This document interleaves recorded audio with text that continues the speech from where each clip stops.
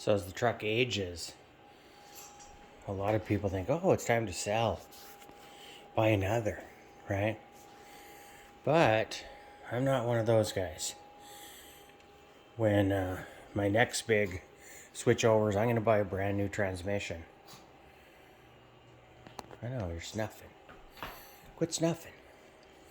So, I may pay for it,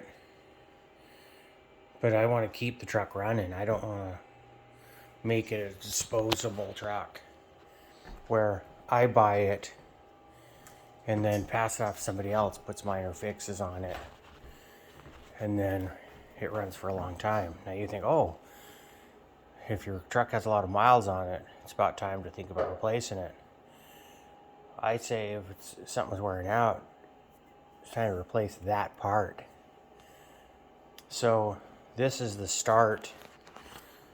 I finally got all the parts. It's just been difficult to acquire for my big 3 upgrade. I'm starting to notice just a bit of an overcharge, not much, but if your system overcharges, it's terrible because it burns out the electronics, the kind of the brain of the truck, and then replacing that would be a lot more expensive than just simple upgrades. And one of the first things that a lot of people don't know about is the ground wires on your vehicle. They're incredibly important because every electrical system needs to be grounded. What happens is they get corroded, they loosen up, they get road salts, all this stuff. The battery posts, my oldest brother used to pound nails in his to keep it working, when a simple half-hour clean would be more effective. Well, those shorts could cost you a hell of a lot of money. So what I'm doing here is called the Big 3 or Big 4 upgrade. And I bought welding wire, which is like fine strand wire. I don't know if I can. And it's a pretty heavy gauge, but heavy duty welding wire. You could buy the car stereo stuff, and all fancy. I chose not to, because if I buy one strand of wire and I put heat shrink on if it's a positive, or black shrink if it's a negative, I'm not buying 2 sets of wires so my car stands out. I want it to run efficiently and kind of be a sleeper. You don't want to attract attention, especially in today's world with no police, So this is a heavy gauge wire. It's a 1/0.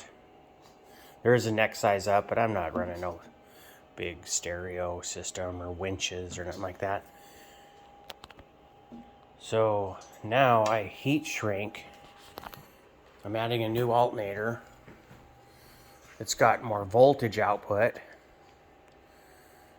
And I'm probably going to get a new serpentine belt to boot, maybe a little bit shorter depending upon this wheel size.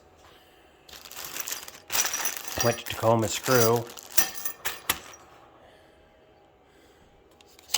and everything came in the mail yesterday, except for the wire I've been kind of lazily working on. It's cold outside, so it's kind of difficult, but so here's where the ground goes. Here's where the positive goes. I don't like the fact that they're this close, so I may end up grounding it on the frame down here instead. Those 2 wires with these connectors on them, that gets pretty scary pretty quick. I mean, if they're tight, but if they ever loosen up and touch, you're stuck. This is kind of phase 1, collecting all the parts. Next, I'm going to go through, brush clean all of the grounding points. I'm going to ground the frame to the chassis, and the chassis and frame to the block. And then I'm going to upgrade the positive cable and run this directly to the battery with a heavier gauge wire. That assures my positive and negative, my original system, is running at its best. And I've done this in most all my vehicles. And I've had vehicles last 400,000 miles. So this is kind of the phase one for the truck. I'll show you what the Mini looks like running a upgrade on the electrical system. So here's what a stage 4 upgrade looks like. Advanced grounding strap, boom. I want this thing, that's right to the chassis. And then I've got a ground wire that wraps to go to the front, to the motor and the block. That's a heavy ground. I burn this thing up by using it to death. Too bad these Gelcos were expensive. So, dual battery system, charging with a maintenance battery charger. This is my positive and negative. Now, I'm not really using this system other than just to operate the car and maybe some other components, small. And it's kind of an overkill. But that's dual batteries in a Mini Cooper. One's marine, one's charging and starting. So it doesn't matter what I run in this rig, this thing is a powerhouse of electricity. That's what a stage 4 looks like.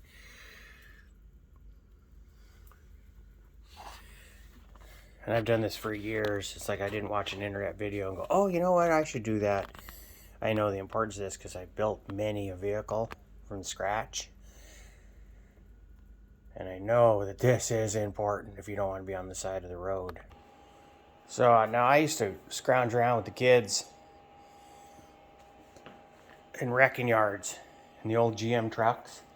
They have this, a lot of this cable, not the welding, but they have really good heavy duty cables for their electrical systems. You could pull them out of wrecking yards and spend $15 for an upgrade. Now you gotta really search because they're kind of getting rid of wrecking yards. Because they don't want the do-it-yourselfers. I think this is one of a wrecking yard is kind of the basics for learning a trade. All my kids have experienced wrecking yards. And so if you have a wrecking yard in your area, I suggest pulling this stuff out because what it looks like, as long as there's no breaks in the wire and it's fairly clean, it's usable wire, and wire is expensive. So what I'll do is I'll crimp down the major parts, and then I solder with the same kind of solder I used to solder copper pipe, not electrical solder.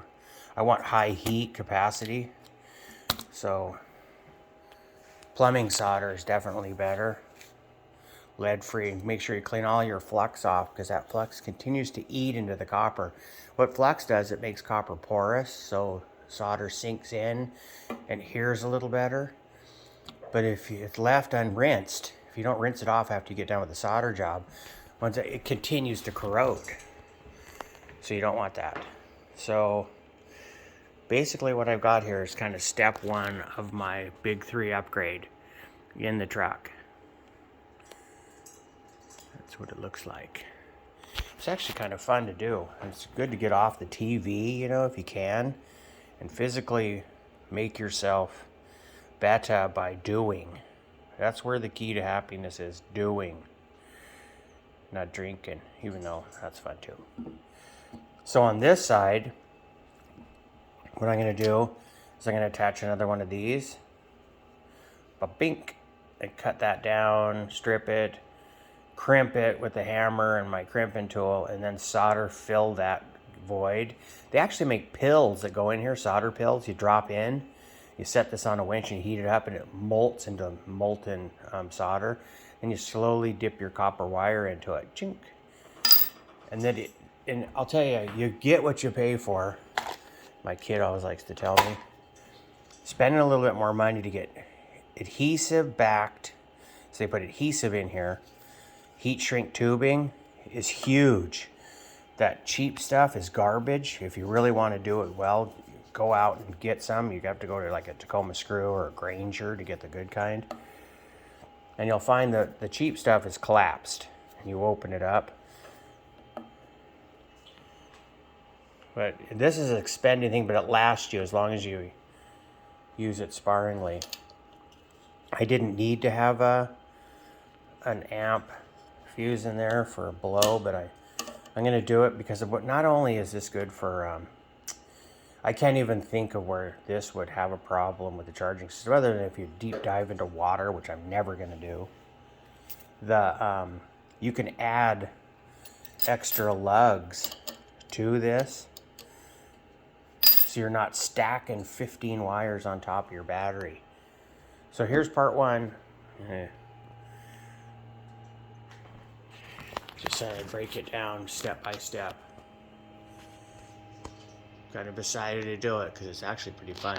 Oh, and this wire I'm gonna put a red side on it, right? Same crimp, use red, shrink it down, and then I'm gonna run these two light wires parallel together, positive and negative, to my battery and my ground on my firewall.